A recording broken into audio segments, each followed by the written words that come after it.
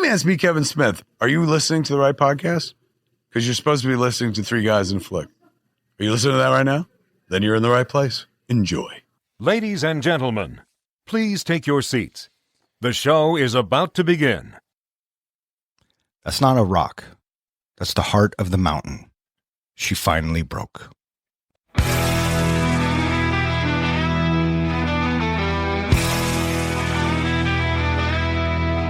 Three guys and a flick with Duncan and John. Dive into the movies well after the dawn. From the good to the bad to the wildly absurd. They give a fuck about films. Their voices are heard. Welcome back. You are listening to Three Guys in a Flick. This is where we review the good, the bad, and the absurd.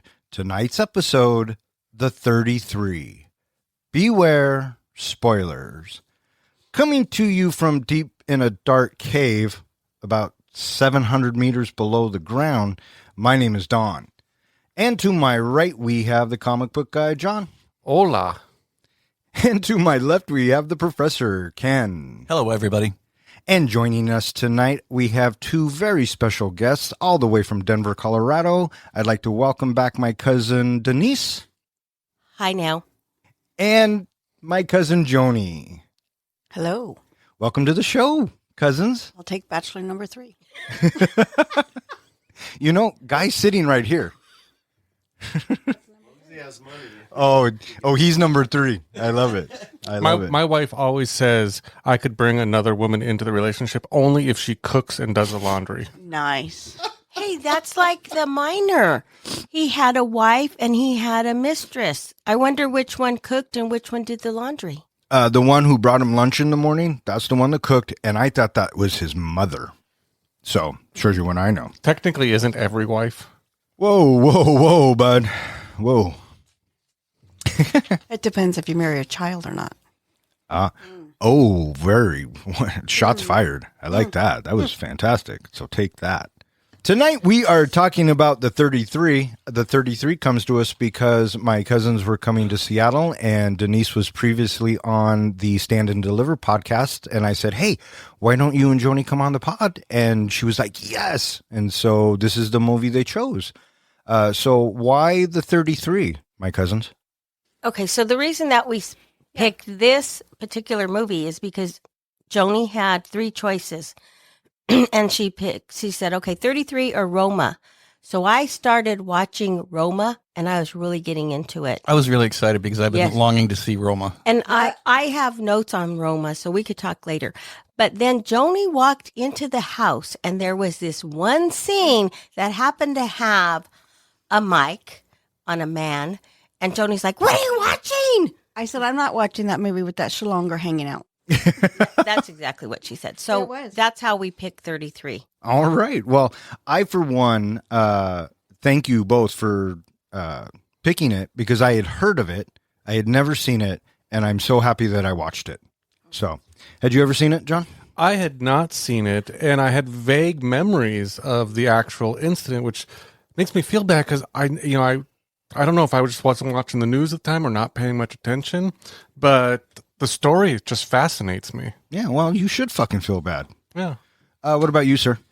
Never heard a thing about it. And I'm thinking to myself as I'm watching the movie, what the heck? How do I not have some sort of a knowledge that this took place? I knew nothing about any of it. And I have to admit, when we started talking about this is the movie we were going to do, I thought it was about the soccer players that got stuck. 13 Lives, directed by Ron Howard. Yeah, that's what I thought too. Oh, there is a movie. 13 Lives, directed by Ron Howard. Oh, okay. It's an excellent watch. Oh, I've there you watched go. it twice. Oh, well, shit. Listeners, 13 Lives into the Broncos helmet. Please and thank you. That would be 13 lives. Well, how many? 13. All right. 13. You guys are killing me.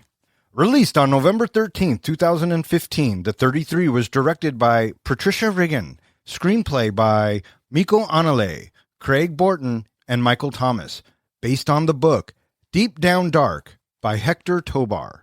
And it stars Antonio Banderas, Rodrigo Santoro, Juliette Binoche, James Brolin, Bob Gunton, Gabriel Byrne, Lou Diamond Phillips, Jacob Vargas, and a bunch of other hot Sweaty Miners. How'd this movie do, Don? This movie was made for $26 million and brought in $28 million. And what is that in pesos? A hell of a lot. Yeah, so obviously not a huge box office success, but I don't think it really got marketed all that much. No, because I don't even remember it coming out.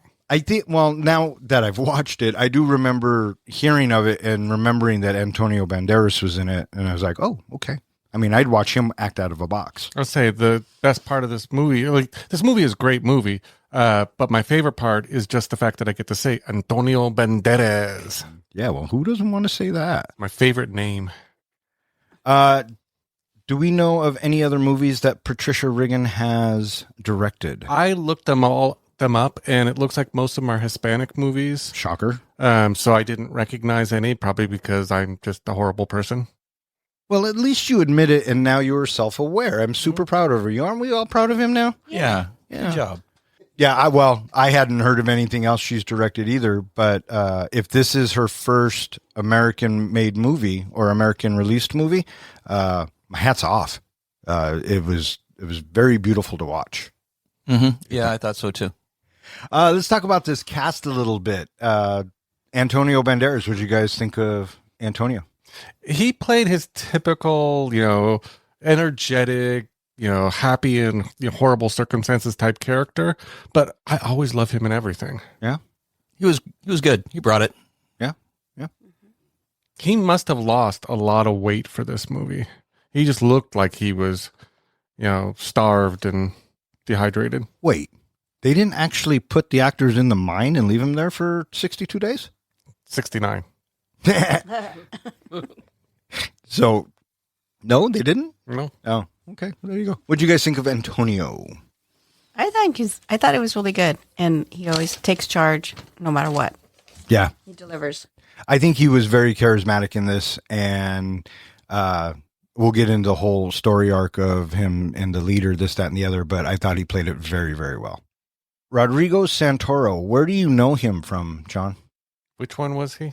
Was he the deputy guy? He was the minister. The minister. He looked so familiar. Where do I know him from? I don't know. Anybody? Do you know where the actor is from? No. He plays Xerxes in 300. Really? Yep, that is him. Wow, he's got a good set of hair for being a bald guy in 300. Yeah. Really? So, yeah. I thought he, what'd you guys think of him as the minister? I liked his story arc a lot. Yeah, me too. He cared. He was really good at displaying emotion without dialogue. Mm-hmm. You could see it in his eyes that he genuinely cared. Yeah. And if it wasn't for him, they would have just left him to die. Yeah, I agree. Although one of the things, they did obviously sensationalize a lot of things in this movie. They added a lot more. Like his character didn't actually exist in real life. They just combined a bunch of politicians into one to create this guy. And, like he was fighting to keep it going and all that. In real life, that never happened. There was never any question on whether they were going to try to get those miners out. They were going to do it. They were going to do it. Yeah. So cinematically, you come in and the producers are probably like, or whoever wrote the script was probably like, yeah, they came in and there was never any question, but what if there was? Mm-hmm. Right? We could build the drama up just a little bit because ultimately we know what the payoff is. Mm-hmm. Yeah. Yeah. Everyone gets rescued. Docudramas, it's not unusual for a docudrama to have a combination of characters in order to streamline the storytelling. Sure. So are you telling me through this whole movie I was pissed off about corporate greed, and you're telling me that didn't really happen? No, that's not what we're saying at all. Oh, okay. Because it seemed like the corporation that owned the mine, they gave up like right away. Like, miners die, and it's. No, I don't think they did. They were a-holes in the movie and outside the movie. Everything that they were accused of, they actually did in real life. They didn't do inspections. They didn't, fix things inside the mine. They had pretty much destroyed that mine which caused all the problems. And in the end, unfortunately, they weren't found at fault, which is ridiculous. Crazy. Okay, good. So Your hatred is justified. And well placed. But the president of the country never faltered. He wanted those miners saved the entire time. I didn't realize Juliette Binoche was in this. Do you guys know her for anything? She was the empanada lady. Yeah. Yeah. I thought she did a good job. I don't know where we know her from. Chocolat with Johnny Depp, and she's been in a lot of dramas. I think she's French, which is funny because she plays a Latina, and she did really good. Yeah, I was pleasantly surprised by her performance. Her slapping the guy kind of took me. I was off guard for that. Yeah, But that didn't really happen. no, That was a drama thing. and I was afraid that somewhere along the line they were going to drop in a subplot of those two actually getting together. I was expecting it. Yeah. I was waiting for that. I thought at the end of the movie they'd get together as well. What do you think, Joni? Yeah, they probably did. They were there a long time. Yeah. My man, Lou Diamond Phillips. It was nice to see him back, and I thought he did it. I mean, it was a very reserved role, but he did it pretty good, especially when he started to lose hope. Oh, I thought he did fantastic. Mhm. He comes out there and he says, the character says, it's about my man, this, that, and the other, and just his arc and what he goes through. I thought he did a great job. I thought he was weak. He stood up in the office for his men and for the safety, but when it came down to it, he had no faith. He was very distraught, thought they were just going to die. He didn't want to give them that hope. That's where Antonio came in and said, we're going to get out of here, right? And so for me, I didn't care for him. Yeah, and I thought he could have done more when he went to the office and said, hey, the mine is falling apart, this, that. I think at that point he could have done more to prevent that as a manager, because he kept saying, my job is to keep everybody safe. Mhm. But when push came to shove, he just kept doing what he was doing to save his job, I guess. And then, like Joni said, when they were down there and he started to falter and fall apart, and they gave the leadership role to Antonio.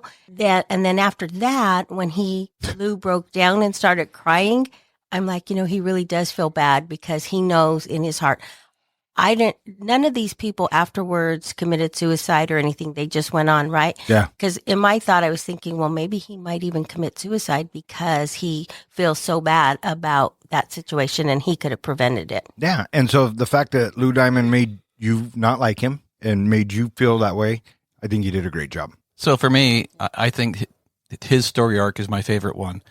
I look at him, his character being where he's at when he's at the office in the beginning. He's complaining about the standards, but before he leaves the office, he's told that they have a new quota that they have to make. And this new quota, he is slack-jawed by it, which means that he knows management and he knows what they're like for a long time. They cut corners, they're greedy, and he has to make the best, and he just has to eat what's on his plate. Knowing what he knows, going down into the mine every day when he does this, I know he's got to have his fingers crossed, like, please, please, please, please don't let something horrific happen. When the horrific thing happens, he knows far more than what everybody knows. And based on his experience, my guess is that he is somebody that thinks the company has no money for this, and they're going to let us rot down here. Sure. My question is, did they make the quota? Oh, for fuck's sakes. They never addressed that. Did you watch the movie? Well, up until that point. This guy. We see Gabriel Byrne make an appearance. What do you guys think of him? Do you know who Gabriel Byrne is? No. He was the guy he was the new The chief engineer. engineer. Oh. The British guy. That the government brought in. He seemed to usually play like a bad guy in movies.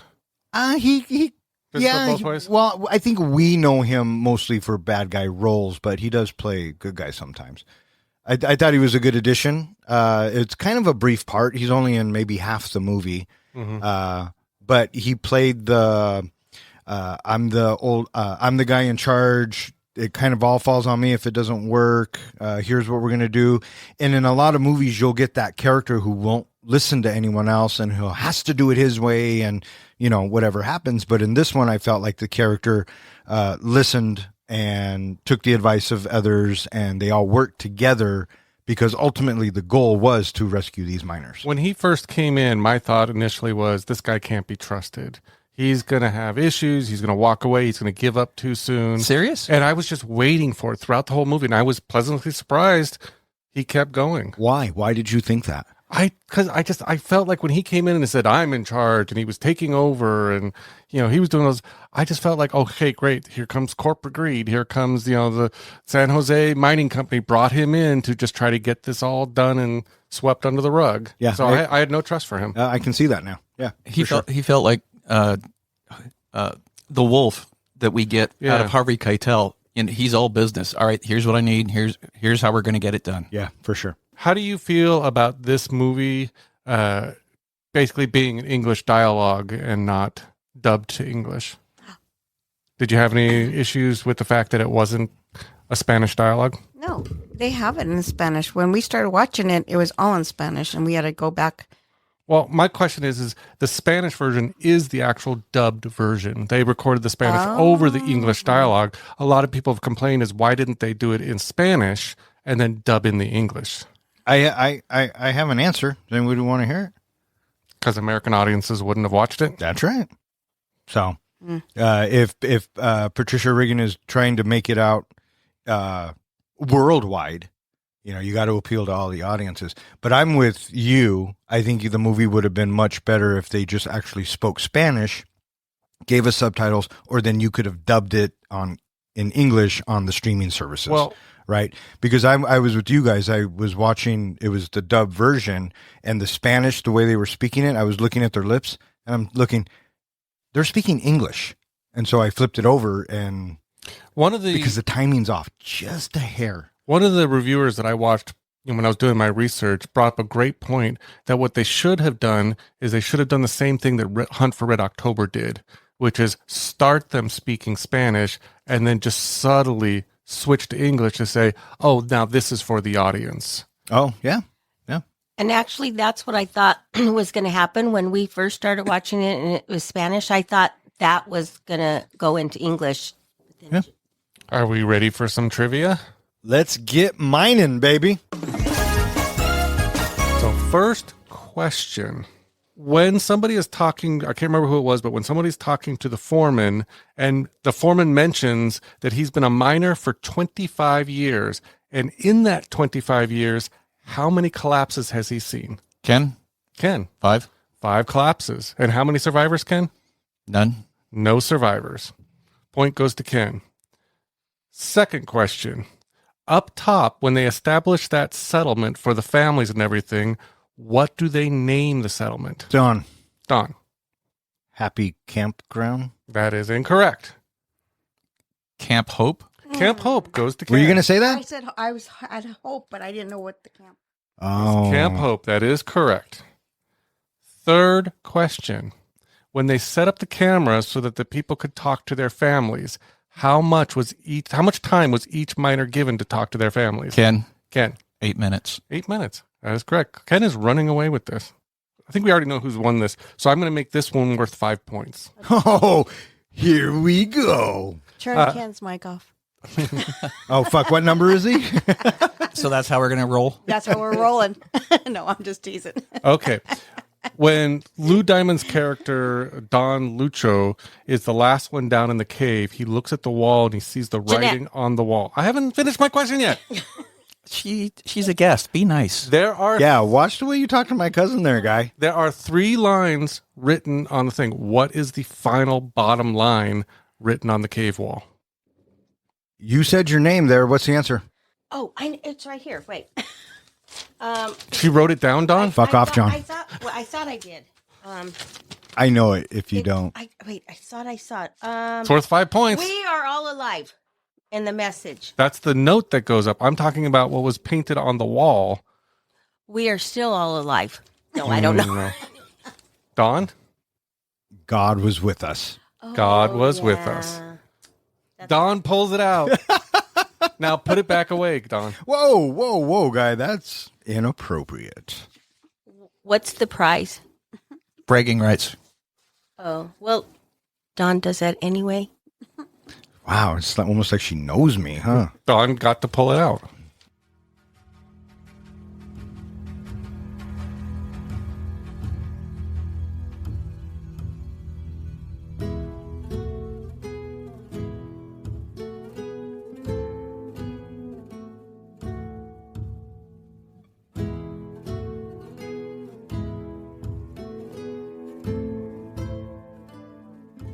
In August 2010, 33 miners in Copiapó, Chile, go to work in the San Jose mine. Years of ignored warnings and poor safety measures catch up with the owners. The mine collapses, sealing the men inside. The miners scramble through the rubble and manage to reach a refuge chamber. The survival looks grim. The radio is dead, the medical kit is empty, and food supplies amount to only a handful of tuna cans and cookies. Tensions flare as fear set in, but Mario Sepulveda steps up as a reluctant leader. He takes control of rationing and helps keep order as despair threatens to fracture the group. Meanwhile, outside the mine, families gather at the gate, furious that the company offers no real rescue effort. So this movie kicks off and we get our opening credits, but we also get some pretty impressive looking wide shots of the area. And I thought to myself, right off the bat, this looks really pretty. And then we have what we didn't even talk about, which is I'm surprised. We have James Horner's score come in, and I went, oh my God, that's James Horner. Very popular composer, he did Titanic, he did Braveheart. He's a great composer, and he passed away not too long ago. This might have actually been his last film. But anyways, I remember thinking to myself, okay, so it looks pretty. It's a great composer, and this could be a really good flick. And that fly-in shot, as we fly in from the distance up high, we fly down to the mine shaft opening. Oh, that was so good. Yeah. I wonder if that was probably CG at some point, but had to be. Yeah, looked really good. And then we cut to a retirement party, and now we're going to start to meet our characters. What do you guys think of this opening mingle to meet our characters? I always appreciate a scene where they just get through it fast. We got a pretty good idea who each person was and their attitudes and their issues. You figure it out pretty quick, and I always, like I said, I like that. Yeah, when it moves briskly. Mm-hmm. But on the other hand, it's also a little. It can also be a little disappointing because the way that we are spoon fed. Okay, this is the young guy, and he's got a little one on the way. This is the guy who a bambino. This is the guy that is going to be going into the mine for the first time, and so it feels a little forced. Is it wrong that on my scorecard I figured the guy that was going to retire in 2 weeks, he was a goner? I thought they were foreshadowing that for sure. I thought the same thing. He's not coming out alive.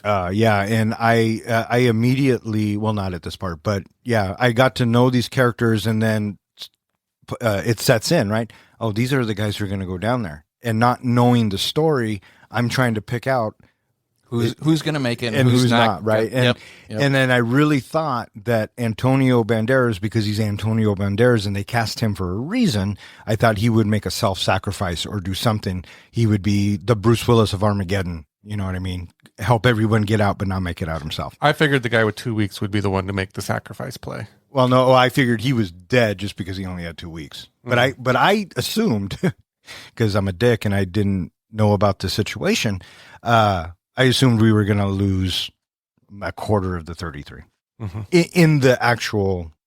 No, it'd have to be after. But yeah, what do you guys think of this scene? Oh, well, as the scene, I loved the scene because it had all the family, but I'm not a professional like you three and start dissecting from the scene because I'm just watching the movie. The young man that had the baby in real life, he was not the first one to come out of the tunnel. There was also no baby in real life. Yeah, so. Well, that would make sense why he didn't come out first time. So this exposition, though, works for greater dramatic effect. And so having those inconsistencies, it's a little, you're a little crestfallen because of that. I get that. Because, I was really rooting for the guy, and it turned out it didn't go like that. So, yeah, I feel you. But it did give you, I obviously they have to sensationalize some of it to keep the audience engaged. And it did give you something to kind of root for of, this guy's got to make it for his child. We've got to find out, is it a boy or a girl? And I'm such a dick. I thought he was a goner. Because that's how fate sometimes works. It kind of just kicks you in the balls and moves on. So I like the scene with Antonio and Lou when they're talking, and Antonio's like, can I get an extra shift? But if you have too many people, I know there's a lot of people, but whatever you can do. And Lou Diamond recognizes, or probably has, a lot of respect and friendship with Antonio, because he's like, no, you got it, whatever you want. And I'm thinking, oh, if you would have only taken the day off. Well, the great thing about that specific scene was it establishes the hierarchy, that Lou is kind of the boss at this point. We don't know if he's a foreman or what. He's the boss, and he's a nice guy. He actually cares about it. He's like, yeah, sure, you're in, no problem, no argument, no whatever. You are in. Yeah. At the very least, he's a decision maker. Sure. Absolutely. And then we cut to the next day, and everyone's getting ready for work.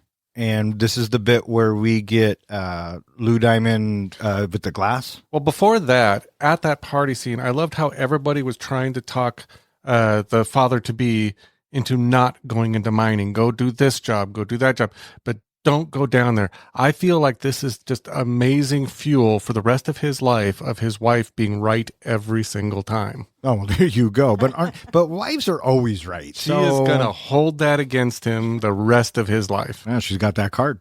Mm-hmm. Yeah, absolutely. Absolutely. We cut to The next morning. And getting on the truck. Yeah. I was going to the glass. Right. So we see this piece of glass, and Lou Diamond is the mirror, in yes. the mirror, and he's in his boss's office. And the boss is like, why are you showing me this? I don't give a fuck. And Lou's like, the mountain's shifting. I mean, this is proof. It's not safe. We should, not do this. And the boss is like, I don't give a fuck if it's safe or not. You're going down there. Oh, and your quota's gone up. If you have a problem with that, there's the door. You can fuck off. For me, it's obvious that Don cared about his employees, cared about his workers, and really wanted to stand up to the boss. But I kept thinking, he's just like all of them. He knows that if he stands up, not only will he be blackballed from mining, he's going to lose his job, lose his income, and not be able to take care of his family. So he's kind of stuck in the middle. The only thing he can hope for is try to make the best of it and watch the backs of his miners. Exactly. Yeah. Just eat what's on your plate. Yeah. And the fact, I don't think he ever, maybe in real life he did, but he never even mentioned to the guys, your quota's gone up.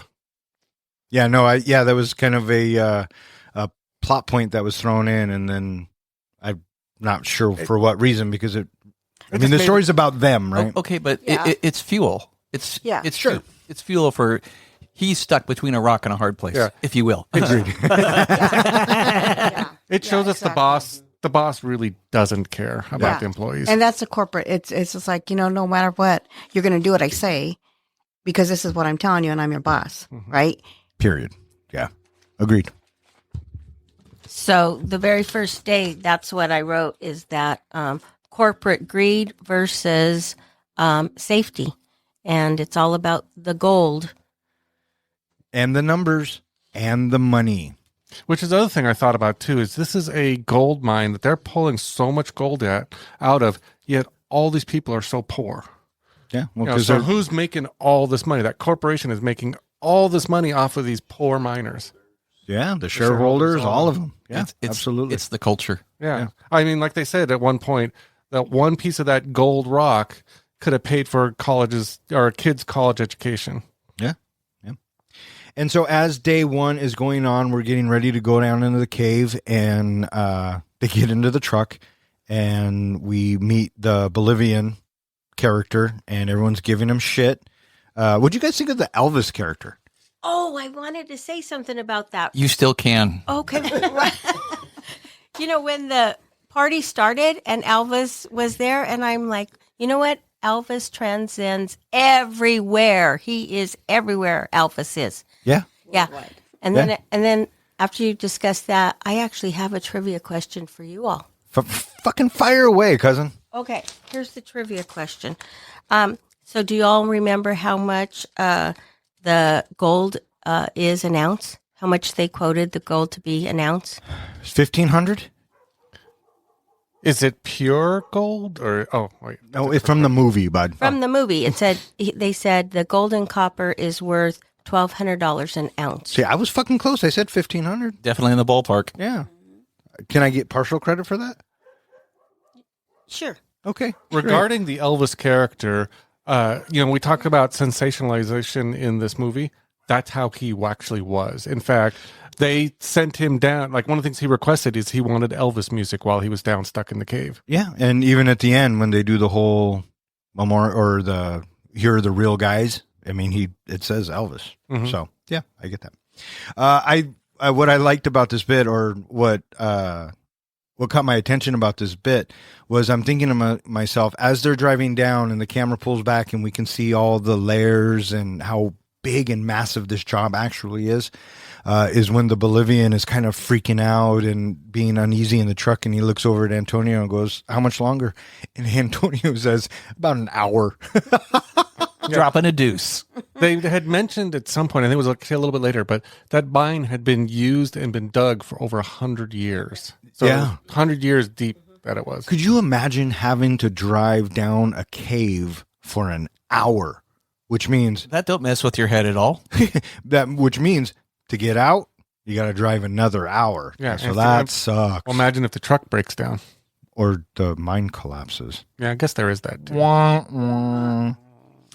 And so we get down to the mine, and everybody's getting ready to work, and they're going to their different positions. And you have Antonio and the Bolivian working together, and then you have all the other guys, and you see the drills and the jackhammers, and then fucking the mine explodes. Obviously, they wanted to keep the movie moving, but I did appreciate that we didn't have to wait long to get them trapped, if that makes sense. Sure. I could have easily seen this movie being like 2.5 hours, or wanting to extend the subplots and the other stories. But I think the filmmakers, especially the director, did a fantastic job of keeping us at a good pace. Wasn't too fast, wasn't too slow.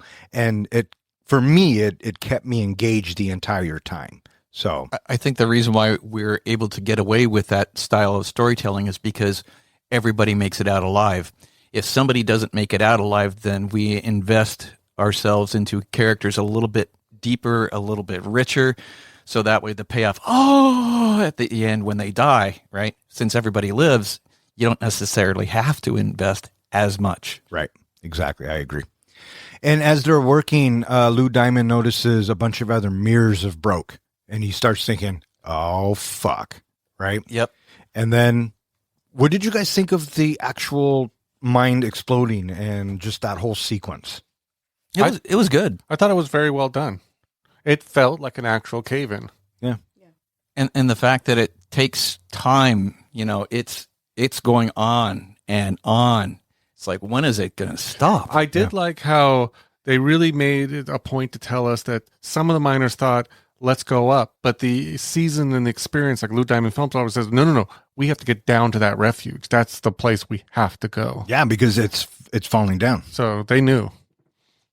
Exactly. No, I'm just saying it's, because again, Lou Diamond Phillips knew that this was going to collapse. Like, he already knew it. The writing was on the wall when he went to the boss's office.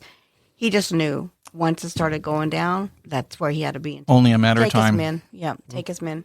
Yeah, so he kind of, I think, had a plan in mind. I was afraid that they were all going to just die right away. Yeah. Because I kept thinking, how in the hell did they really survive when all of that mountain was coming down? Yeah. Would have made it a shorter movie.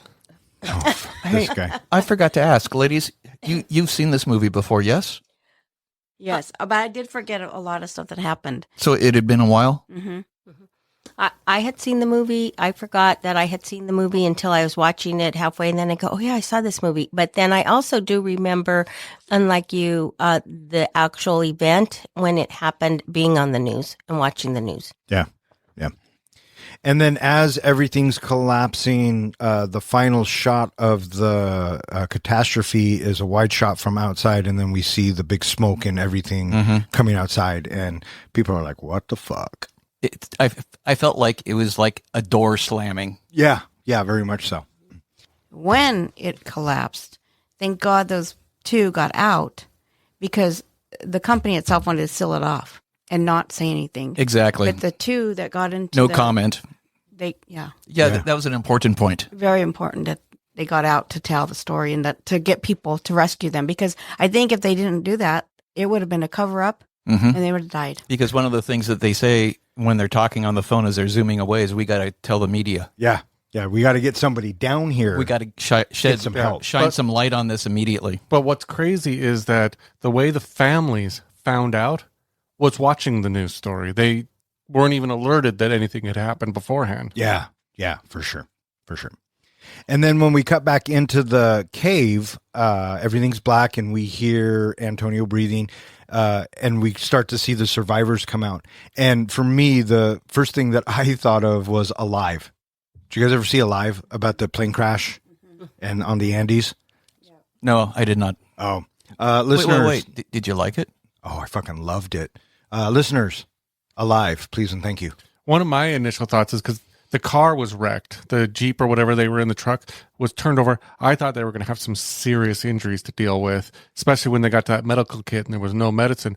I thought here's a way that some of the people are probably going to end up dying or losing limbs. Or in one of the first shots they show us is the guy who was going to retire and his head's broken open and he's all fucked up. And I'm thinking, oh no, he only had 2 weeks. Yep. Which turned into 69 days. Yeah. But there you go. So then we start seeing a little bit, okay, you get that impression, that confusion of, okay, now what happens now? What do they do now? My first thought was go throughout all the cave. You got to grab all the medical supplies. You got to gather all the food. You got to check out your water supplies. You got to get all the lighting and everything figured out. And that's pretty much, I think, kind of how it went. Yeah, and as this is happening and the families are finding out and now it's on the news, the families show up and guards are like, fuck off. You know, you can't come in, this, that, and the other, blah, blah, blah. And it's starting to look like nobody's lifting a finger to do anything. That's exactly what it looks like. Yeah. And then when it went to the president, one of the staff, which it kind of irked me, was the woman who basically said, it's a private owned mine. It's not our government responsibility. We don't have to do anything. And then the chief of engineering, the gentleman came up and said, we have to, their lives, basically. Right. And so she could have talked the president to do nothing. They weren't responsible financially or anything. Yeah. Well, the crazy thought that I had too was they had no way of telling whether those miners were still alive or dead, how much the actual mine caved in. But they did know, I think, from the company, they had 3 days of food in there, which actually turned out, I think, to be 2 days of food. But they had supposedly 3 days of food. So you're thinking they're going to look for them for 3 days, and then they're done. They're not probably going to keep looking for them. And so as they're down there, they're thinking, what do we do? What do we do? You got to go to the refuge. And so they make it down to the refuge. Now you got to know, are they going to work together, or is someone going to take power? Or like I thought, first thing someone's going to do is they're going after that food, and they're going to basically eat up all that food, which we have Dario, who's the alcoholic. First thing he does is beeline for the food because he's hungry. I have a question. Yes. For y'all. So what did you think of the effect of the total darkness for the scene when all of a sudden it's dark? I think when filmmakers show you a black screen and just give you audio, it's uncomfortable. And for me, and because I've watched so many movies, I'm ready for that pop of light or whatever, or the shock. But I like when filmmakers do that because you have to use this, and listeners, I'm pointing in my head, to kind of visualize what's going on, right? And as a filmmaker myself, I've always said less is more. And I think the black screen accomplishes that. Yeah, I agree with you. I always like the black screen and the heavy breathing. Yeah, he does.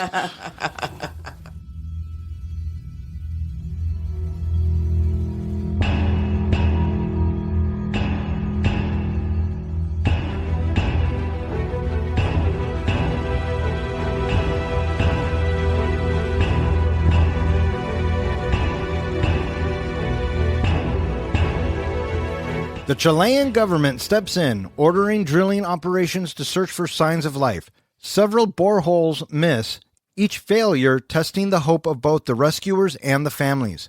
Against all odds, one drill finally breaks through to the refuge chamber.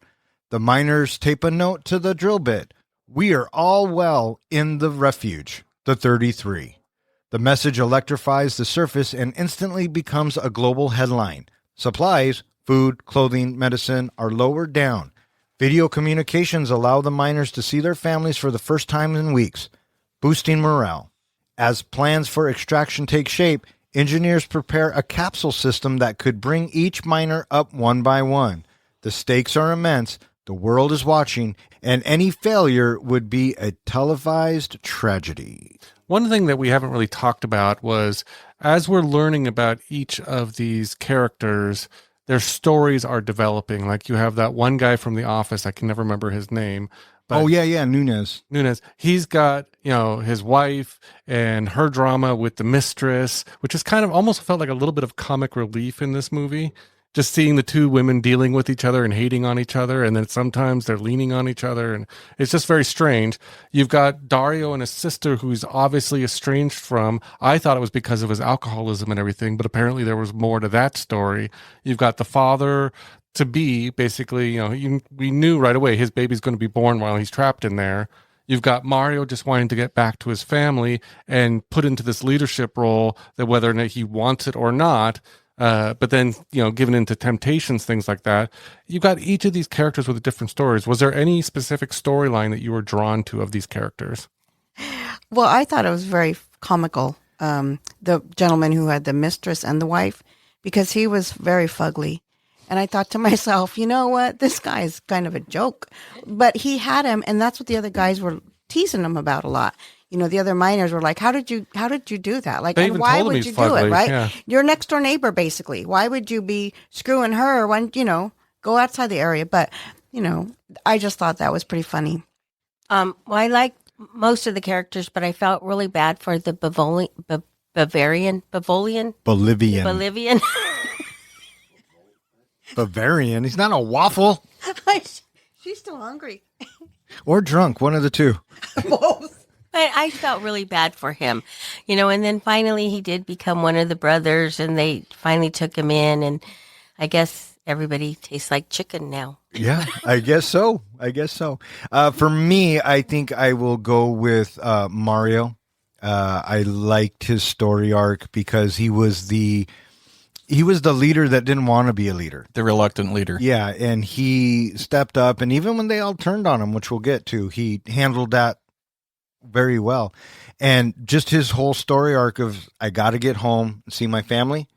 I mean, that resonates, and that was, and that's a strong reason to survive for your family. So I really liked his story arc. For me, I think it was the older guy who had 2 weeks to retire, because I was so focused on him a lot of is he the one that's going to, basically make the sacrifice play? Is he going to make it his 2 weeks? And it felt to me almost like he resolved his storyline with one of the best lines in the movie when he basically said, I quit. Yeah. Oh, so good. Yeah, that was a wonderful moment. Absolutely. So they're down there doing their thing. They find the food. They have to divvy it up. They have no idea how long they're going to be down there. And Lou Diamond's like, this is what we need to do. And Antonio says, no, there's ladders. We got to go find the ladders. And he tells the Bolivian to come with him because Antonio's smart. Let's separate him from the group, right? Well, and he's always shown kindness to the Bolivian. Correct. Agreed. And they go look for the ladders, and then they find out that as they're climbing up the ladders, that ladder ain't finished. And I remember thinking, what the fuck, right? Totally. Who knows how long they were climbing? They may have said it, and I was half asleep. But as soon as they get there, and Antonio starts putting his hand on the wall, I think to myself, now what the fuck are they gonna do, right? Because early on when they go in, they say, "Is this the only way in?" And they go, "Yep," and it's the only way out. They should have done what they did in Thunderbolts and just go back to back. Fuck off! I thought the same fucking thing. You know what would have been cool had they done this cinematically? Because he has that top rung in his hand that is broken off. Uh-huh. What does he do with that top rung?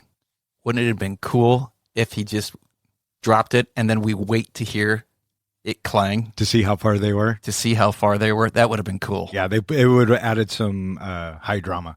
But for all we know, they climbed up 2 feet. So, but point is, ladder's cut off. They got to go back to the refuge. They find the food, and now they got to divvy it all up. One of the issues I had with this movie is it seemed to struggle building tension. I never really felt a heightened tension that I kind of need from some of these kind of movies, these trapped movies. And for me, you'd think you'd have tension where they're climbing up the ladders and they get all the way up and the disappointment of not having the ladder complete. But my initial thought was that way is not going to work because we still have like an hour left in the movie, or we still have 40 minutes in the movie. They're not getting out that way. They're not getting to the surface that way. So I knew it was coming. Does that make sense? Yeah, no, you kind of have to expect that for sure. But as far as it building tension, I thought this movie was pretty tense in certain parts, and I thought they did a really good job because tension and pacing are very important to go together. And if you screw one up, it can throw everything off. And I thought it was very well paced. But I understand what you're saying. What do you think of the level of tension in this movie, Ken? I thought that the tension worked well. I thought that I have no idea who's making it out. Obviously, somebody has to make it out because somebody wrote a book about it. Word. Right? And so with that, somebody's getting out, and who knows what that's going to look like and how that's going to play out. And I thought it's very possible that the ladder might have gotten them to the surface, but it collapses or breaks, or, there's a cave in and they can't get back down, but they make it out to say, hey, we're still alive down there. Yeah. So I thought it was a real possibility that he could have. And for me, not knowing the story and never seeing the movie, I mean, it was all kind of tense for me. Did you guys feel the tension in this movie? Well, before he even went to the ladder, Lou Diamond basically was like, this is where we're going to be in the shelter, and then we got to have a plan here. And Antonio's like, no, we're not going to stay here. I mean, he had to make sure that there was no way out. And that's when he went to search and climb the ladder. Like, he already was like, I'm not giving up. I'm not going to just sit here in this hole, in this refuge area, and end my life, right? So he wanted to find that. He had that hope. And that's another thing about him. All through the movie, he kept the hope. Here's something that I had to question. Lou Diamond's character tried to talk Mario out of going to ladders. He knew that this company for sure was doing shitty things. I wonder, did he know those ladders were missing? Yep. Yes. That's what I was commenting about at the beginning. Yeah. That he knew. Yep. And that's why he didn't even bring up the ladders. Mm-hmm. And wasn't he the person that said at one point down there, do you think the owners are going to spend that kind of money, when they didn't have very much food and they didn't have anything? And the ladders weren't completed? He knew. And I think that's why he's had such a hard time at the end, because he knew all that and he could have prevented it. But thank God they're all alive. Agreed. For me, But he couldn't have prevented it. He didn't have the resources. Yeah. He didn't have the money. He couldn't stand up to him. Yeah. Well, that's what I mean. Like, he could, if he would have been a different type of person, he could have notified the news about what was going on at the mine before all that happened. Lose his job. Yeah, he would have lost his job, but Maybe. yeah, I know. Anonymous whistleblower? I don't know. But, maybe government standards. It's bureaucratic red tape that goes nowhere. Well, this is why I think he carries so much guilt throughout the movie. Yeah. Because he could have. And he could have said, my team, we're not going in today. Yeah. When he went into the office and showed him that piece of glass, he could have said, we are not going in today until you fix this. Well, at the very least, he knows it's a ticking time bomb. Mm-hmm. Yeah. One of the things I thought this movie did actually really well was to build up the drama in the movie and I wouldn't say suspense, but, the ideas of just, when Lou Diamond Phillips gives up and he's like, I'm done, we're dead. And especially what really moved me was that 16th to 17th day when the food ran out and they're all just basically ready to go to sleep. Yeah. And that, to me, that's something that this movie did fantastic, building up that feeling within the viewer. Yeah. That's the low point of the movie. The drill missed, and they realize they're fucked. And then we also get that from up top when they're talking, and they said, it took us to this point, there's no way that they're going to survive if we try and drill again. Right, because we up top, the government calls in. They have tendrils, and they calculate where they think they are. And we're told it's a 1% chance. Yep. And I like these drill bits, and this one reminded me of Armageddon because they drilled the asteroid. But they bring in these tendrils, they start drilling, and down below in the refuge, they're having their day, and things are bleak, and it absolutely fucking sucks. And then they hear the drill, and I think one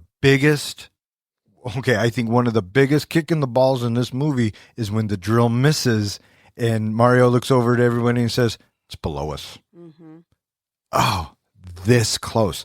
And can you imagine what it feels like to be up top going, I mean, you could be this much off, but something says drill over here the other way, and you still miss them again. So, Well, the biggest, it was fucking tough. the biggest issue is that as they're drilling, the drills are curving over time. They automatically curve. So even if they are right over the refuge, so the odds of actually hitting the refuge is very difficult because of the way these drills will bend as they go. Well, And the rock density that they encounter. Exactly. So being in oil and gas all my life, working there, directional drilling, I think, is another aspect where it was the beginning of directional drilling, where they, as engineers, they would monitor and see where it's going down and how to turn it lateral, right? And so I think this movie showed that as, they weren't professional, or they didn't have the development they of weren't the whole experts. directional drilling at that time, but they were close. And that's one of the reasons too, that, hey, people can do this. And the drill bit could go this way. It can go horizontal. yeah. So that is where the light bulb came on, and somebody said, "Aim It was to Maria. miss." It was the empanada lady. Aim to miss. Yeah. And that came on. And then, okay, I have to go back because I actually had the right answer that said Camp Hope right here, and I didn't look at my notes. Okay. Well, in that case, she wins. But that wasn't the 5-point question. No, but I actually had the answer before we had the question. That should count for something. It does count. It's expected because you've been on the show. You know how it works. Had you not written it down, I would have been more disappointed. The only one who gets a pass ever is my cousin Joni. Yeah. So, Okay. Birthday twins. and so up top, they know they missed. They're absolutely heartbroken, and I am thinking, what the fuck? So how do they get out of this? How in the world do you conquer this? It is bleak. yeah. Yes. And then the minister and Maria are talking, and it's it's that moment in the movie where someone will say something and the light bulb will go off. I think one of you said that. The aha moment. Yep. And aim to miss. Well, my initial thought was it took them how many days just to get the drill far enough down that they missed, and now they kind of got to start over. Yeah. But the weird thing is on day 16, I think, is when they missed. Yes. On day 17 is when the drill actually came through. So the first ones took like 4 or 5 days or 6 days to get down there. And that other one only took 1 day. Did they go down the same hole, or Are we sure it was day 17? No. So what we have is we have 10 drills that are brought in, and those drills, that one drill that made it down there, it took, I guesstimated, 8 days. After that, then we have the 3 different countries come in, and those are the ones that did the powerful drilling. Okay. Oh, so they can make it down faster. Quicker. They have more powerful drills. Yeah, and plus they lost the drill bit broke in the hole, and they had to bring those magnets in to pull the drill bit out of the hole. Was that was the big hole though that they were using for Phoenix? Is when the drill bit broke, I thought. Yeah. And the magnet.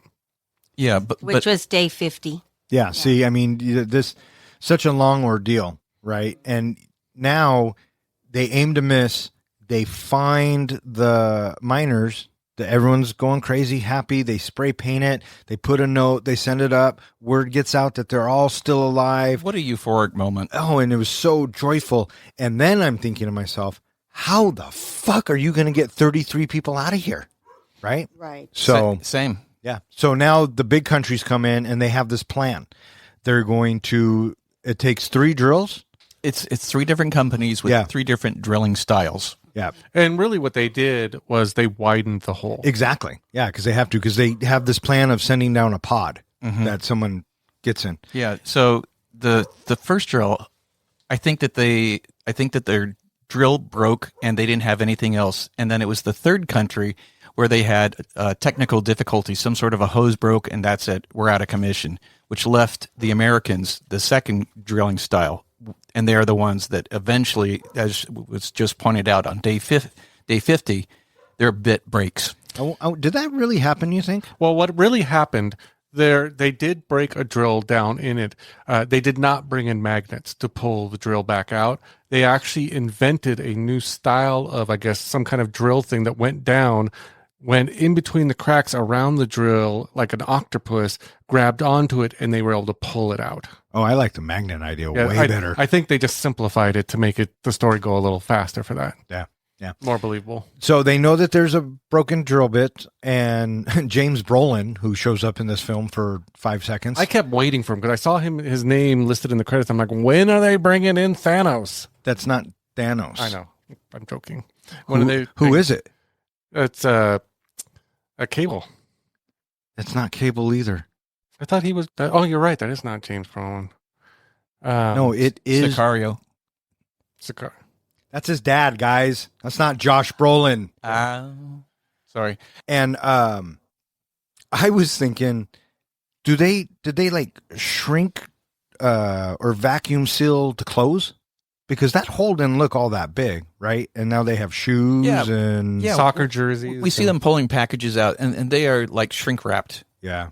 They had to have been, right? It's like, remember the bank system when the drive up and the, exactly. yeah. Well, one of the kind of the interesting, I thought was kind of a funny story was you see them all down there with iPods. Steve Jobs actually did send iPods for every single one of the miners, except up top, they thought if we send these down, it's going to start drama, it's going to start fights. So they never sent down the iPods. They kept them up top, figuring we'll just give it to the miners when we bring them out, which of course they needed it down below. And then they ended up getting stolen. Interesting. There you go. But one does get down, and Elvis gets it, and he gets his Elvis music, and I thought that was a nice touch. And they also comment they have to send down the NASA liquid food because The gel. because they haven't eaten anything in Starvation. 80 days or whatever it was, right?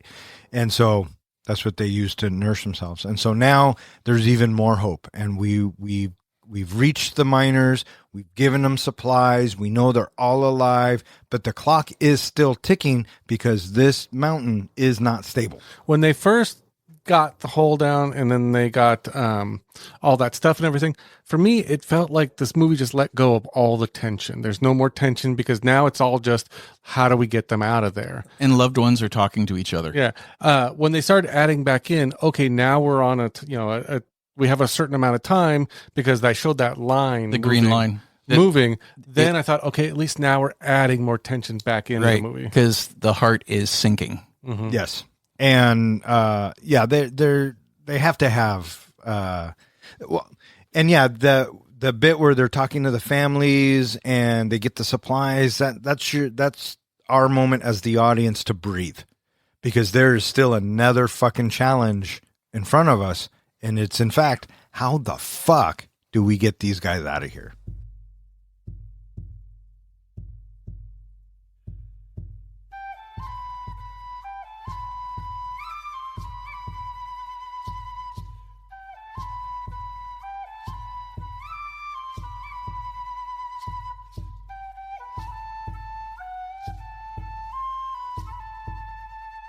Weeks stretch into months as the drilling continues.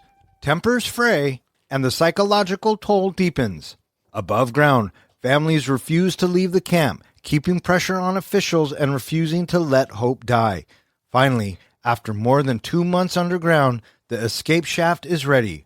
One by one, the miners are lifted to the surface in rescue capsules. Each arrival is met with tears, cheers, and international media frenzy. Against the odds, all 33 miners survived and are freed. Their ordeal becomes more than just a rescue. It's a worldwide symbol of endurance, teamwork, and the will to live. Roll credits. So we are trying to figure out what they're going to do. And they say, you know what? Let's drill a bigger hole so a capsule fits down there, and we'll bring them up. And we got the Americans drilling the hole. And then all of a sudden it's like, drill bit broke. They bring it up. Everyone's happy again. And now the first pod comes down. Who did you guys think was going to be the first one to go? I thought it'd be the old guy, or I really did think Mr. Vega or whatever, the guy who's the father to be. Oh, yeah. I was pondering Mario. So was I kind of, but then it kind of... I thought Mario would be the last one to leave because then it kind of clicked on me then. But even before that, let's get into a little bit of the drama that starts happening down below in the cave when they all kind of start to lose it a little bit. I mean, we had earlier the fantasy of the food. What'd you think of all the food when they were starving? I thought it was kind of made me hungry. Of course it did. Everything makes you hungry. I think it was put in there to show us that they are thinking about other things, and the hunger is starting to take over, and maybe even the despair. And delusional. Yes, and being delusional.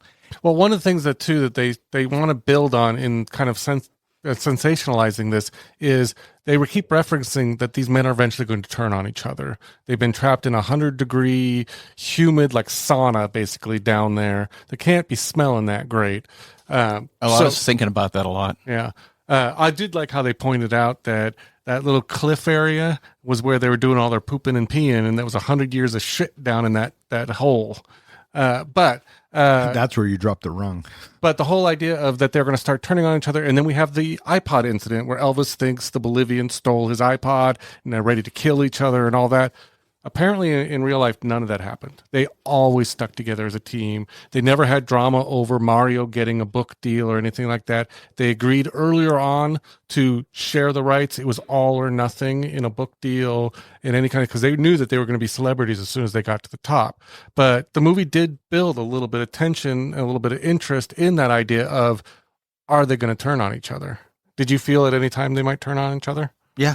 The movie does a good job of building that up, especially with the Bolivian.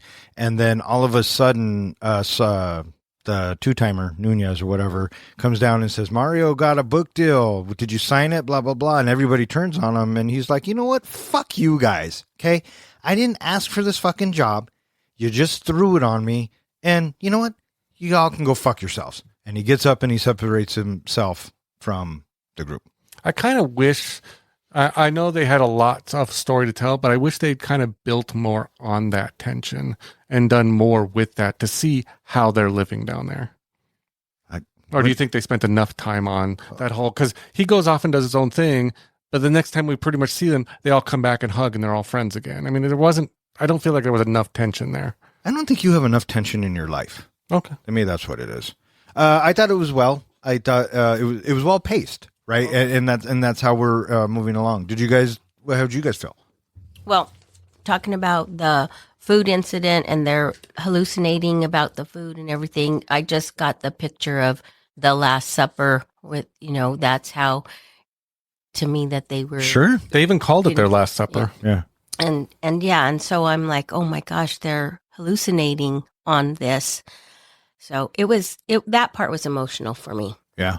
And then we get the bit where the Bolivian and Elvis get into a fight, and the Bolivian's going to cut his throat, and Mario, who they all just kicked out, he makes a dramatic reappearance. And this scene actually moved me a little bit because through everything, Mario's like, you're going to kill a man over this fucking iPod, knock it off. Right. And it's at that point, I think that even though it didn't really happen, I think at this point, cinematically, the group, they all come together. That was the needed moment for everyone to come together again. And hey, they found us. They're working on. We're fucking gonna get out of here. Well, one of my thoughts in this point was Elvis is kind of losing it. He thinks the Bolivian stole his iPod. He's wrong. That's the Bolivian's iPod, I'm guessing. Well, the way that Mario solves it is he takes the iPod and throws it against the wall and shatters it. And all I kept thinking was, that was the Bolivian's iPod. That he never did anything wrong, and he just broke his iPod. didn't do anything wrong. He had a fucking knife to the guy's neck. Yeah, but the guy Well, was that's coming not after- wrong? He was coming after his iPod. So that deserves a knife to the neck? Yeah. You Oh, okay. try stealing my iPod. There you go. I'm glad I know where the line is with you, bud. Yeah. But I think if he wouldn't have stepped in, from what I'm hearing you say all the time, is like you think that they would have went after each other. Oh, They yeah. might have, right? So he was always the voice of reason. And he was like, basically, this is worth a life. It's not, right? And so he has to bring him back down to, hello, we've survived this long. And what the hell are you doing? Yeah. Like, get the fuck off of him. And we're going to be a family no matter what. Yep. Bam. My other There thought it it was a little odd that when they found out originally about Mario's possible book deal, and Mario just says "fuck you all" and storms off. When he comes back, he tells them, "I didn't take the book deal. I never took the book deal." Why didn't he just say that before he stormed off? Why You know should he what? have to? Exactly. Yeah. Exactly. Oh, yeah. Because they're all tense and crazy. Oh, who gives a fuck? But they prejudged that he did. Yeah. Yeah. You know what I mean? They already judged him. Then So thought they did that to him. he didn't feel like he needed to jump to his defense right away because after everything I've fucking done for you. So yeah, you got to think about something before you actually accuse somebody of doing something because that's just horseshit. I say go to the knife right away. Well, We know you do. Yeah. I'm really sorry because at that point I wrote to Joni and said, I don't think he should have taken the book deal. So I automatically thought he did. He and his wife decided to take the book deal, and that really upset me. Oh, but it made you feel better when you found out that he didn't, right? Of course. Okay, I'm just asking. Well, and it also showcases how the media sensationalizes and fucks things over by putting their own take on it because that's where all of this comes from. We get the bit about when we have Yanni in his mistress bit, and then you have the book deal bit, and then the whole world blah blah blah, and so that whole bit with the newspaper tells us that it's a circus up there. Yeah, for sure. For sure. One of the craziest things, and we talked a little bit earlier about corporate greed and all of those kind of things, is the idea, it just really bugged me, the idea that like a book publisher is already trying to make book deals and sign people to book deals before these people are actually even out of the cave. We don't even know if they're going to survive at this point. And they're already trying to make deals with these people. Yeah, well, that happens Yeah. every day. Right. And so my last note was corporate greed till the end. There you go. Wait, you're for corporate greed? No. Finally, we can finally agree on something, cousin. I'm so happy about that. I'm not. I said that was my last note was, no matter what, it's all Corporate greed. Oh, I guess it's in the way you say it, huh? I'm not for corporate greed. And so this pod comes down, and they all decide who's going first. And we talked about who we thought it was, and I didn't know. Who did you think would go first? I don't think you ever said. I thought it was going to be Antonio. I did. I always feel like the leader has to go last. Yeah. And so it comes down, and we see what's his name? The dad, the dad to be. He's going to get in it, and I'm thinking, okay, cool. And up top, they're thinking, well, the mountain's still shifting. A lot could go fucking wrong, and it's all going to depend on this first one. And so the father to be gets in, and I think they did a great job of the claustrophobic feeling here, and just the tension of him bringing him up, and it was very well done. And then when he gets to the top, it turns out that his baby girl was already born. His dad is there. Everyone's cheering, and I am literally waiting for the pod to drop. They're all not going to make it out because I'm hoping for it. I want it. But, Hollywood likes to kick you in the balls relentlessly. So I thought for sure someone was going to die. I really didn't expect Mario to be the second one up. Me neither. That was a huge surprise to me. I told you, I thought he would be the last or the second last person. Yeah. So one thing that was left out, which I really wanted to know about, it would have been nice to know how much time is the journey from the refuge to the surface. Yes. 700 meters, 7 football fields. You are traveling the length of 7 football fields. how long is that journey inside that little capsule? And pretty fucking slow, I imagine, too. Yeah. Because of the winch that's bringing you up? Yeah. Yeah, for sure. And, and it's got to be a weird feeling because we know that it's not a straight journey, that it's sort of a meandering journey. So, you're going sideways maybe. It's just like, man, that would be fucking weird. Yeah. And so everybody's coming up and, it's kind of a little bit of a montage here and there because we're not going to show all 33 coming up, but they all make it. And I liked Lou Diamond Phillips, his just taking a moment to take it all in and looking at the wall. Again, movies that can do a good job with non-verbal scenes, and this movie did it. I thought they did really well with that scene. This is one of my favorite scenes. He turns and he reads the bit, and I start welling up, and I'm thinking, oh, fuck, they're going to kill him here, right? I was halfway thinking. The big cave-in. Because we are shown that there is urgency in getting these people up as soon as possible. So and in that scene too, I always believed that the leader should go last. And so in that scene for me, Lou got his leadership back no matter what. Oh, agreed. Yeah. Absolutely. Because so he did that. And I would expect the leader to be last. Well, absolutely. That's what I thought about that too, because I thought, why did Mario go second? But I thought Lou's whole job was the safety of his men.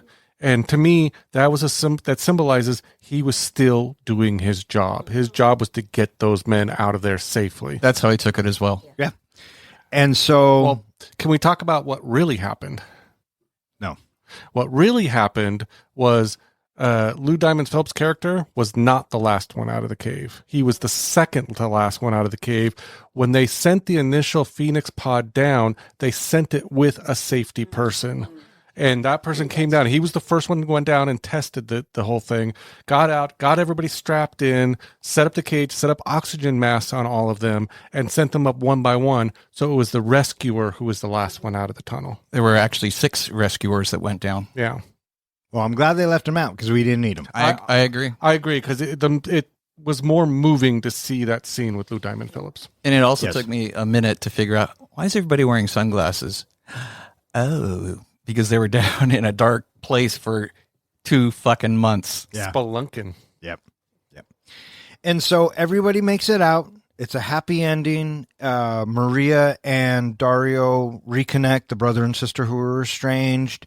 There was a bit where Dario was talking to Mario, Mario, and he says, I've wronged my sister. I just done this, that, and we never talked to her. And Mario's like, who fucking cares? She's your sister. You're going to go look up, at her. you hug her, you tell her you love her. You cry. Yep. And you move on. And a moving scene, right? I mean, there were so many moving scenes in this. I think I cried like 4 or 5 times. For me, I thought it was kind of moving that, when he avoided her in the calls and, she'd been waiting to talk to her brother, to see her brother, and he avoided her. And then when he finally gets to the top, she's fucking with him. She's not there. And he has to go find her to prove.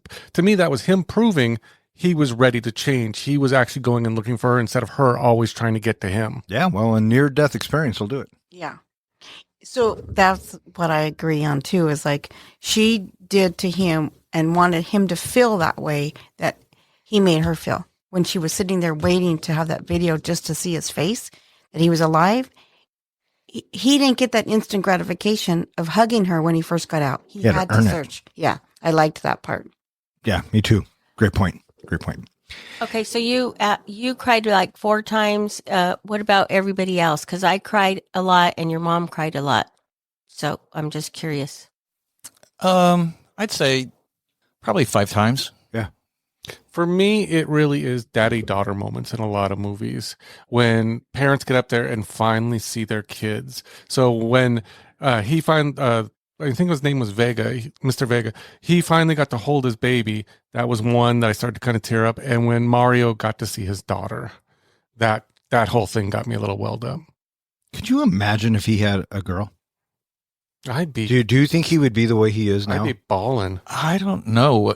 He doesn't have a heart. No, I know. And he's such a sucker for daddy-daughter moments. So, you didn't cry? I didn't cry. Well, oh, okay. Well, there you go. You know why I didn't cry? Why? Because I saw it before. Oh, Did you cry the first you, time? You shit ass. Did you cry the first time you saw it? I probably did. I Okay. probably cried a lot. All right, But at fair the end enough. of the day, too, you know what? I am a crybaby. All right. But you didn't this time? No. Now, because she knew it was I coming. knew what was happening. Some movies are like that, right? And then some movies you cry every single time. Lethal Weapon 2. Endgame. Oh, Endgame. Come on. The list goes on and on. And so with the credits, Flash Gordon. Rocky. all right, we're moving. And so we get the end credits with the actual miners having a feast on the beach in black and white. And I thought it was a beautiful moment. Love it. And with James Horner's score coming over the top of it. Perfect way to end the movie. Absolutely. What did you guys think of this end scene? The end scene? Yeah. I thought it was perfect. Excellent. Excellent. What about you? Oh, the no heart. I thought it was great. But I have to bring out a point which I thought she would. When Lou Diamond Phillips came up and they didn't show anybody to greet him, like she cried even more. Like, why isn't there anybody there? Why did they not show him get greeted? That's so funny because I never thought about that. And now that I'm thinking about that, I'm kind of laughing. It is odd. Yeah. This movie actually inspired me to do a little research and try to find out what happened to some of these miners afterwards. I guess the company was found not at fault for anything and didn't have to pay the miners any extra money. That's bullshit. It is. They did sue the government for not doing proper inspections, and I believe they each got about $48,000. Yeah, but how long after? It probably took them a while, and they had some legal bills and everything. It was like a long fucking time. It was like 10, 15 years. No, this is 15 years. They did all agree together. They all did agree together to go in on a book deal. None of them wanted to go separate on it.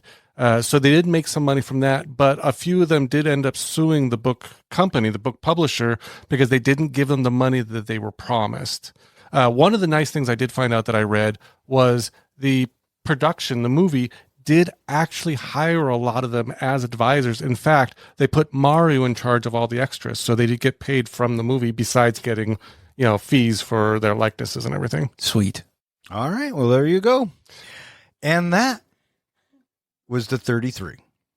All right. What do you guys think? You guys ready to rate this flick? I'm ready to rate this flick. How about you, Denise? Are you ready to rate this flick? I'm ready to rate this flick. How about you, Joni? Are you ready to rate the flick? I'm ready to rate the flick. Are you ready to rate the flick, John? Well, unlike the San Jose Mining Company, I'm actually prepared for this. I think we have a winner. Are you wearing a hard hat? Winner. Hey, Professor, how do we do our ratings? We do our rating on a scale of 1 to 5 fucks. 5 fucks is a movie that we think is cinematic gold. A 1 fuck movie is where you get done watching it and you're thinking, never watching that again. And what's a 0? A 0 fuck movie is where you get done watching it, you turn to your buddy and you're like, oh, for shit's sake, what the hell? Why would you make me watch that? I want 2 hours and 7 minutes of my life back. Or in other words, we just don't give a fuck. Here at the Three Guys, we allow our guests to pick. Either they can go first or they can go last. It's up to you, ladies. Would you like to go first or would you like to hear our reviews first? I'd like to hear your reviews first. Okay. All right. I'll go ahead and go first. They're my cousins. They picked the movie, whatever, right? Orderly. Orderly. It sounds like you're saying orderly. I always feel like I'm saying oral or jobber. Well, that makes sense. I mean, coming from you. Orderly. I was very, very pleasantly surprised by the 33. I am so happy that you guys suggested to watch this. I don't know if I would have ever sat down to watch it, and I'm so glad that I did. The movie was beautifully shot for a movie that takes place interior mine, the whole movie. I thought it looked fantastic. The outside shots were sweeping. The special effects I bought. The characters all moved me, even though we didn't get a lot of time with them. I felt what they were trying to do with it. I got what I needed from the characters just by, like John was saying, some of the facial expressions, things like that. James Horner does a great job with the score. I would easily recommend this to anyone who likes movies. I would definitely watch this again. And so I'm giving the 33 4 solid fucks. You or you there, guys? I can go next. All right, fire away. But before I do, Dawn, would you like to guess my rating? You are going to give the 33, just like me, 4 solid fucks. Final answer? Final answer. The 33 does a great job delivering an inspirational, if not a bit over-sensationalized take on the miner's true story. The film pulls you in, sometimes making you feel stuck underground, other times making you share the desperation of the families above. I wasn't a fan of the sudden turn on Mario. For me, unity would have been a better theme to stick with. Still, the setting is spot on, and Antonio Banderas, Diamond Phillips, and Juliette Binoche really shine. Ending with the miners in the credits was really a classy touch. Overall, it's an emotional ride that I think is worth watching. 4 out of 5 fucks. Yeah, nailed it. The 33 movie is a compelling story. While I was watching it and seeing how bleak the story arc is, I was tempted several times. I should jump on Wikipedia and see what's going on for real. So that way, I can brace myself for it. But I resisted, and I want to just go with the story. Let me see the story the way it's being told to me. And I didn't mind, and I assumed that there was going to be some creative liberties taken for a greater dramatic effect, and I was fine with that. I think that the story arc of Mario, Goldburn, and Maria, and Lucho, I really enjoyed those characters, and I am depicting them to be in the best interest of the story. That's probably who they really were at heart. Maybe not exactly true or to the point, but they represent the best of the characters, and it made for a good story for me. And I was very engaged with the story, it being the drill missed and they're fucked. How do you resolve this? What is going to happen? There is just, oh my God, they're at the brink of starvation and we know that they are down there for months. So I was hooked. I was definitely hooked. Having James Horner there, for the emotional impact, to let it resonate and feel that much more was very rewarding. And, I think that this is a good movie where Diamond Phillips really shines. Antonio Banderas, he shines in this as well. So I think that this movie is a good watch. And if I had not had this thrust upon me through the podcast, I would have completely missed this story because I knew nothing of it. And it's like, okay, it would be just one of those other choices I know nothing about. So, God bless you ladies for giving me the opportunity to have this movie to see, to have the experience, to have myself feel what the characters feel, especially the people up on the surface, to have this be such a rich and rewarding ending. I think that it's definitely a 4-fuck movie. 4 fucks from the professor. All right, ladies. Well, any true story I love to watch because, I don't watch the news. So anything that happens in real life and just knowing, even though it's a movie and they add a lot of things that probably never happened, the whole thing about it was great, that they all survived and that they never lost hope. And for me, every time I see something like that, it brings me to my faith as well, because some of this movie is you have to have faith and you have to have trust. And so that to me is always the center stone. And I loved it. I loved the movie. Thank you for allowing me to be on the podcast. I never thought I wanted to be on the podcast, but this one over here says, it's on your bucket list. I don't have a bucket list, but I'm glad I'm here. 4 fucking fucks. 4 fucking fucks from cousin Joni. I love it. Thank you, cousin. And, Joni really did pick the movie.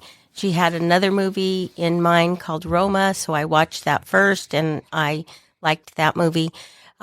This movie, again, I'm with Joni too. I like true stories and biographies, all that. So, and what also resonates with me is our paternal grandfather was a miner, but he was a coal miner.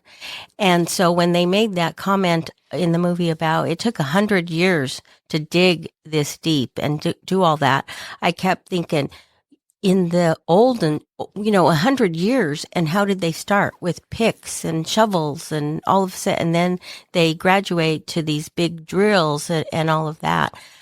But so 100 years that mountain took to fall apart. And so it was a moving, touching movie for me on a personal level, and I'm glad that Joni's in mining or oil and all of that, because she helped explain that as we were watching about the drills, and she knew a lot about the drills. So thank you, sister. What rating did you give it? Oh, of course, 4. 4 fucks from Cousin Denise.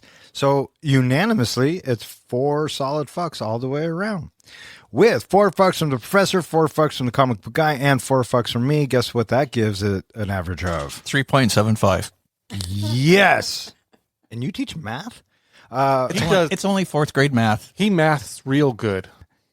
Gives it an average of 4 fucks, which now puts it in the 13th spot, tied with Clerks 2, Zombieland, Dodgeball, The Thing, Edge of Tomorrow, The Batman, Tombstone, V for Vendetta, and Jojo Rabbit. It is slightly better than From Dusk Till Dawn, The Descent, Moonrise Kingdom, The Suicide Squad, Happy Gilmore, The Night Before Christmas, Arrival, Super 8, Step Brothers, and Rambo First Blood Part 2. And it is slightly worse than The Sandlot, Meet the Parents, Spider-Man No Way Home, Violent Night, The Fifth Element, Big Fish, Jumanji, Welcome to the Jungle, and Clerks 3. All right, that is going to wrap it up for this episode of 3 Guys in a Flick. If you would like to know which movie we're going to be reviewing next, please check out the website. Speaking of which, hey, John, where can they find us? They can find us at 3guysinaflick.com, where we go ahead and post all of our show notes. You can find all of our podcasts there. You can also find a web form there that you can submit a movie you would like to go in the helmet and have us review down the road. You can find us at all of social media, where on Tuesdays, we post the movie that we will be releasing on the following Thursday.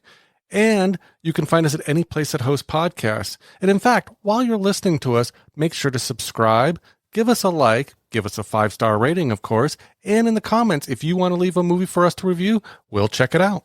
And throw it in the Bronco helmet. Exactly. I want to thank both of my cousins for coming on to the podcast. Did you guys have a good time? We did. I did. I always have a good time. Good. Well, you guys did a great job, and you always have a seat here with us on the 3 Guys. Did we have any comments this week there, John? I would like to highlight a couple of comments we received this week. Jared M. says, "You guys rock. Just found y'all 3 weeks ago, and you've made work so much easier." And then we have one from Ginny H., who says, "Just found you. Love the detail and chemistry. Great reviews for Atonement and Fantastic Mr. Fox. I'll keep listening." Thank you, Jenny, for the great comments and, validating our Atonement episode, comic book guy. And blowing smoke up your ass for Fantastic Mr. Fox. Oh, no. Fantastic Mr. Fox is a great movie, so Jenny knows what she's talking about. And thank you, Jared, for the comments. We really appreciate it. I also want to thank anyone who listens and who has suggested a movie. If you keep listening, we'll keep recording. For 3 Guys in a Flick, I'm Don. I'm John. I'm Ken. I'm Denise. And special guest all the way from Denver, Colorado is Joni Luce. Thanks for listening. 3 guys with some mics, yeah, dive into the flicks. We're here for the real talk, no time for the tricks. Don is the captain, steering us right. Kid drops, now he's shedding light. John with the comics, bringing the hype. From the good, the bad, to the absurd. We break it down, make sure you heard. Passion for the screen, we ride or die about movies. You know we always give a fuck, no lie. I like that. However, And also, we are all alive. Why do you talk so low when you're on the podcast? because in real life, I can hear you from across the street. Exactly. I think what it is you're not used to this. That Hello. Oh, look at how red the professor is getting. This is going to be so much fun. It's okay. You can hold it with both hands. You don't have to marry Sometimes you have to. it. You don't have to marry it. We might have more bloopers later. Oh, believe me. I swear to God, won't be Denise, able if to you resist your spit all over temptation. that microphone, I'm going to be so pissed. Okay. I was going to say something, but I won't. Okay. Oh, you want to I try was it? gonna say, Oh, yeah, hell yes. around. I love this idea. Go around. Yeah. Look how I'm holding this. Okay, go. Gently but firm. That's not a rock. That's the heart of the mountain. She finally broke, bitch. Well, yes, I love it. But no, you can't ad-lib the quote. We can ad-lib everything else, I promise. Don't stare at me. I didn't mean to stare at you. Okay, so Sorry. Don't be. I got mic fright. Deep, dark down by heck. Down, dark. What did I say? Deep, dark, down. What's the fucking difference? One sounds like a porn movie, the other doesn't. All right. This is our favorite time. You guys can take your headphones off if you want, but you don't have to. I would just like to say It's porn time. that this is a true story of what could have been a tragic circumstance. I find it very distasteful that we're doing porn names for this movie, but I'm still gonna fucking do it. You find it distasteful, but you're still going to do it. What does that say about you? Exactly. No, I'm asking you. What does it say about you? I have no morals. Yeah. Sort of. And to be fair, It says he's human. Huh? It says he's human. Thank you. And he likes humor, even in the midst of everything else. They survive, so fuck it. Do a porn name. Yeah. And I like porn. there you. Well, who doesn't? All right, I only have a couple. I've got 3. Okay, how many you got? I got 33. No. Oh, damn! Is that true? What do you got? The Dirty Three. Oh, you fucking dickhead! You took one of mine. I have the Thirsty 3. Oh, that's a good one. I have the 69. That's good. I have the 33 way. Oh, that's good too. My last one is the 33 some.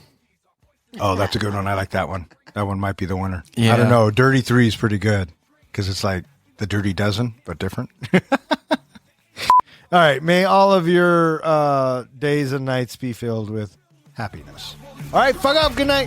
Surrender pace, we hit the sky. So tune in to the thrill, catch the vibe. As 3 guys in a flick, keep the passion alive. Fuck that.